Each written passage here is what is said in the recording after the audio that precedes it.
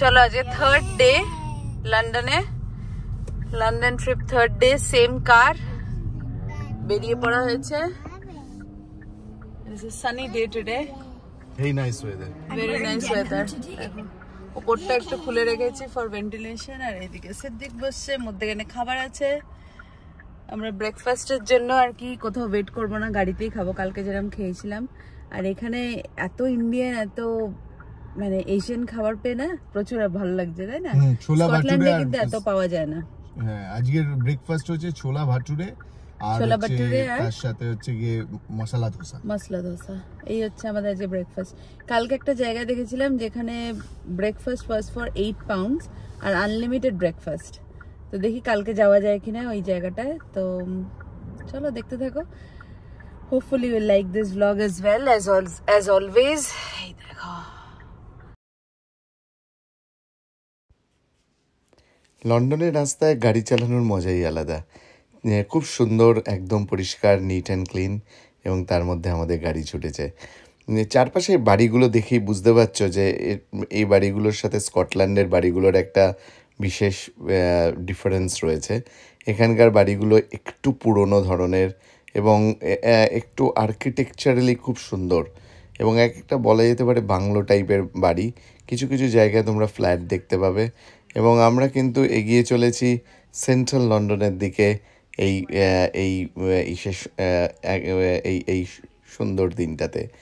Central লন্ডনে আমাদের যে যাওয়ার প্ল্যান ছিল গাড়ি নিয়ে, তা কিন্তু নয়।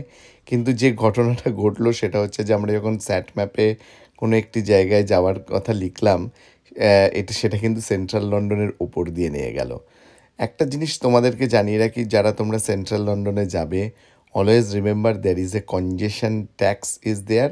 ওখানে সি লেখা থাকে, এবং আমি শুনেছি 14 পাউন্ড নেয় যদি তুমি সেইখানে যাও। এটা জাস্ট কনজেশন কন্ট্রোল করবার জন্যে এখানকার গভর্নমেন্ট সেই ব্যাপারটা করেছে। তো যাই হোক, আমাদের সেটা জানা ছিল না, আমরা পরবর্তীকালে সেটা জানতে পেরেছি। এখনও পর্যন্ত কিন্তু সেই কনজেশন কন্ট্রোলের জন্য কোনো ফাইন বা কোনো যে অ্যাপিল, সে ব্যাপারটা আসেনি।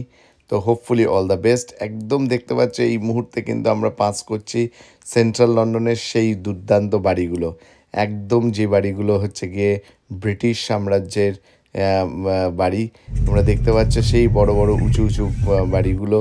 এবং এই মুহূর্তে কিন্তু আমরা রয়েছি হোয়াইট চ্যাপেলে, যেখানে কিন্তু তোমরা দেখতে পাচ্ছ একদম বাংলায় লেখা ছিল হাজি নান্নার বিরিয়ানি। হোয়াইট চ্যাপেল স্টেশনটা থেকে আমরা যখন বেরিয়ে গেলাম, সেই সময় কিন্তু আমরা একটা বাসের ওপর উঠলাম, গাড়িটাকে পার্ক করে একটা বাসের ওপর উঠলাম। এবং সেই বাসের ওপরে থেকে যখন আমি ফটোগুলো নিচ্ছি, তোমরা দেখতে পাচ্ছ রাস্তাটা প্রচণ্ড সরু আর চারদিকে বড় বড় অট্টালিকাগুলো সাজানো রয়েছে। এখানকার যে বাড়িগুলো তৈরি হয়েছে, প্রত্যেকটা নিয়ম এবং প্রত্যেকটা কন্ট্রোল হয়েছে কাউন্সিলের দ্বারা, এবং প্রত্যেকটা বাড়ি কিন্তু ভীষণ মেনটেন্ড, প্রত্যেকটা হোটেল কিন্তু ভীষণ মেনটেন। দেখতেই পাচ্ছ একদম আমরা একটা বড় হোটেলের সামনে দাঁড়িয়ে রয়েছি। আমরা তোমাদেরকে এটাই দেখাবার চেষ্টা করছি যে লন্ডন শহরটাকে কীরকম সুন্দর দেখতে লাগে। জাস্ট এই মুহূর্তে আমরা দেখতেই পাচ্ছ একটা ভীষণ উঁচু একটি বাড়ি। এটা শার্ক নয়, কিন্তু এমন একটা বাড়ির সামনে আমরা পাশ দিয়ে গাড়িটা যাচ্ছে, সেই জায়গাটা কিন্তু অসম্ভব সুন্দর, একদম ট্যুরিস্ট স্পট বলা যেতে পারে। এরপর আমরা চলে এলাম হই করতে করতে প্যাডিংটনে আসার অন্যতম কারণ ছিল হচ্ছে গিয়ে শ্রিয়ার জন্য। শ্রিয়া যে মুভিটা দেখে, সেই প্যাডিংটনের স্ট্যাচুটা কিন্তু এখানকার প্ল্যাটফর্ম 1-এ রয়েছে। তোমরা যাদের বাচ্চা রয়েছে অবশ্যই প্যাডিংটনের তোমরা প্ল্যাটফর্ম 1-এ এসে এই স্ট্যাচুগুলো দেখো। তোমাদের জন্য প্রচুর শর্টস করা হয়েছে, সেই শর্টসগুলো মুখার্জিস ফ্যামিলি ক্যানভাসে গিয়ে তোমরা অবশ্যই দেখো। এবার তারপরে আমরা চলে এসেছি, আমাদের গন্তব্য হচ্ছে টাওয়ার ব্রিজ। স্থাপত্যে ঐতিহ্যে এবং ভাস্কর্যে এই টাওয়ার ব্রিজের কোনো তুলনা নেই। অসম্ভব সুন্দর, অসম্ভব একটা মনোরম পরিবেশ। থেমস নদী নিচের ওপর দিয়ে গেছে। এই টাওয়ার ব্রিজের বৈশিষ্ট্যটা হচ্ছে যখন একটা বড় জাহাজের ওপর দিয়ে যায়, তখন কিন্তু এই টাওয়ার ব্রিজটা ভেঙে যায় এবং সেটাকে যাওয়ার ব্যবস্থা করে দেয়। ভেঙে যায় মানে ওটা ওপেন হয়ে যায়, যাতে করে জাহাজগুলো ওটা থেকে ভেতর দিয়ে চলে যেতে পারে। এছাড়া তোমরা দেখতে পাচ্ছ আমরা হোয়াইট চ্যাপেল থেকে চলে এসেছি এবার লন্ডন আইয়ের দিকে। এবং লন্ডন আয়ের দিকে যত আসছি তত তোমরা দেখতে পাচ্ছ নতুন নতুন অটো রয়েছে। এই মুহূর্তে যখন লন্ডন আইয়ের কাছে চলে আসি দেখতে পাই পিছনে লন্ডন আই রয়েছে, শ্রিয়া কিন্তু এই পায়রাগুলোকে খাওয়াচ্ছে। ঠিক আছে, তো ও পাখিদেরকে খাওয়াতে ভীষণ পছন্দ করে এবং আমরাও সেটাকে এনকারেজ করি যতটুকু মানে পারা যায় মানুষকে বা জীবজন্তুদেরকে হেল্প করাটা হচ্ছে জীবনের অন্যতম বৈশিষ্ট্য।